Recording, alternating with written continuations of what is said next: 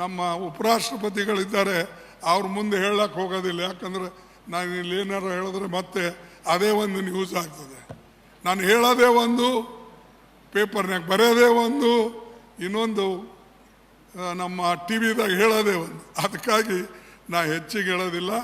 ಒಂದು ನೆನಪಿಡಿ, ನಾವು ಒಂದಿದ್ದರೆ, ಆ ಧರ್ಮದ ಮೇಲೆ ನಿಷ್ಠೆ ಇದ್ದರೆ, ಆ ಧರ್ಮನ ಬೆಳೆಸ್ತಕ್ಕಂಥ ಗುರಿ ಇಟ್ಕೊಂಡು ನೀವು ಹೋಗಿ. ಎಲ್ಲೋ ಒಂದು ಯಾರೋ ಊಟಕ್ಕೆ ಕರೆದ, ಹರಿಜನ ಮನೆಯಾಗ ಹೋದ, ನೀರು ಕುಡ್ದು ಅವು ಬಿಟ್ಬಿಡಿ. ಅವು ಈಗ ಎಲ್ಲರೂ ಕುಡಿಯಲ್ಲದಾರೆ. ಎಲ್ಲ ನಳ ಬಂದ ಮೇಲೆ ಎಲ್ಲರೂ ಅದಕ್ಕೆಲ್ಲ ನೋಡ್ತಾ ಇದ್ದಾರೆ. ಸೊ ಅಂಥವು ಇಂಥವು ಈಗ ನಡೆಯಲ್ಲ. ಜನರಿಗೆ ಬೇಕಾಗಿದ್ದೇನು? ಜನ ಅಮೇರಿಕಕ್ಕೆ ಹೋಗ್ತಾರೆ, ಲಂಡನ್ಗೆ ಹೋಗ್ತಾರೆ, ಬೇರೆ ಕಡೆ ಹೋಗ್ತಾರೆ, ಓದ್ತಾರೆ, ತಿಳ್ಕೋತಾರೆ. ಅದಕ್ಕಾಗಿ ನಾವು ಧರ್ಮ ಮನುಷ್ಯನಿಗೆ ಬೇಕು. ಇದೇ ಅಂಬೇಡ್ಕರ್ ಹೇಳಿದ್ದು. ಅಂಬೇಡ್ಕರ್ಗೆ ಭಾಳ ಚೆನ್ನಾಗಿ ಹೇಳಿದ್ರು, ನೀವೆಲ್ಲ ಮಾತಾಡ್ತೀರಿ ದೇವರ ದಿಂಡ್ರ ಬಗ್ಗೆ, ಅಂಧಶ್ರದ್ಧೆ ಬಗ್ಗೆ ಭಾಳ ಮಾತಾಡ್ತೀರಿ, ಆದರೆ ನೀವು ಯಾಕೆ ಬುದ್ಧಿಗೆ ನಮಸ್ಕಾರ ಮಾಡ್ತೀರಿ ಅಥವಾ ಬುದ್ಧನ ಸ್ಟ್ಯಾಚ್ಯೂಗೆ ನೀವು ಯಾಕೆ ಹೂವು ಅರ್ಪಣೆ ಮಾಡ್ತೀರಿ? ಅವರು ಹೇಳಿದರು, ಅವರ ನೆನಪಿಗಾಗಿ, ಅವರ ತತ್ವದ ನೆನಪನ್ನು ನಮಗೆ ಪುನಃ ಪುನಃ ಬರಲಿ ಅಂತ ಹೇಳಿ ನಾನು ಅವ್ರ ಪಾದಕ್ಕೆ ಹಾರ ಹಾಕ್ತೇನೆ, ಹೊರತಾಗಿ ಕೊಳ್ಳಗೆಂದು ಹಾರ ಹಾಕಿಲ್ಲ, ಅವ್ರ ಕಾಲ ಮೇಲೆ ಹಾಕ್ತೇನೆ. ಹಾಗೆ ನಾವು ಎಲ್ಲರೂ ಒಂದಾಗಿ ನಮ್ಮ ತತ್ವವನ್ನು ಬೆಳೆಸಬೇಕು.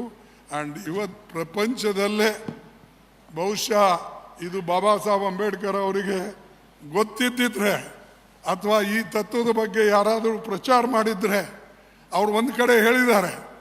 ಇಲ್ಲಿ ಧಾರವಾಡದವರು ಒಬ್ಬರು ಎಜುಕೇಷನ್ ಮಿನಿಸ್ಟರ್ ಇದ್ದರು, ನಮ್ಮ ಬ್ರಿಟಿಷರ್ ಕಾಲದ ಇಂಟೀರಿಯಂ ಗೌರ್ಮೆಂಟ್. ಅಲ್ಲಿ ಅವ್ರು ಹೇಳ್ತಿದ್ರು, ಈ ಬಸವಣ್ಣನ ತತ್ವ ಒಂದು ವೇಳೆ ನನಗೆ ಗೊತ್ತಿತ್ತಂದರೆ ನಾನು ಎಲ್ಲ ಕಡೆ ಪ್ರಚಾರ ಮಾಡ್ತಿದ್ದೆ ಅಂತ ಹೇಳಿದ್ರು. ಆದರೆ ಇವತ್ತು ನಾವೇ ಪ್ರಚಾರ ಮಾಡಲ್ಲ. ಅದಕ್ಕೆ ಹೆಚ್ಚು ಹೇಳಿದೆ.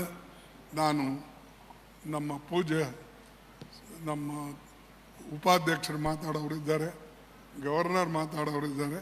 ಅದಕ್ಕೆ ಇಷ್ಟು ಮಾತ್ರ ನಿಮಗೆ ಹೇಳ್ತೀನಿ, ಎಲ್ಲರೂ ಒಂದಾಗಿ ಒಕ್ಕಟ್ಟಾಗಿ, ಮನುಷ್ಯ ಒಂದೇ, ಮನುಷ್ಯ ಕುಲಕ್ಕೆ ಇದು ಬೇಕು ಮತ್ತು ಧರ್ಮ ಬೇಕು. ಮನುಷ್ಯ ಧರ್ಮಕ್ಕಾಗಿ ಹುಟ್ಟಿಲ್ಲ, ಧರ್ಮಗಳು ಮನುಷ್ಯನ ಏಳಿಗೆಗಾಗಿ ಹುಟ್ಟಿವೆ. ಇದು ನೆನ್ಪಿಡಿ ನೀವು. Man is not born for religion. Religions have taken birth for human beings welfare. Unless you learn this, you can't progress. ಅದಕ್ಕಾಗಿ ಇಷ್ಟು ಮಾತ್ರ ನಿಮಗೆ ಹೇಳಿ ನನ್ನ ಮಾತು ಮುಗಿಸ್ತೇನೆ. ಜೈ ಹಿಂದ್ ಮತ್ತು ಜೈ ಕರ್ನಾಟಕ.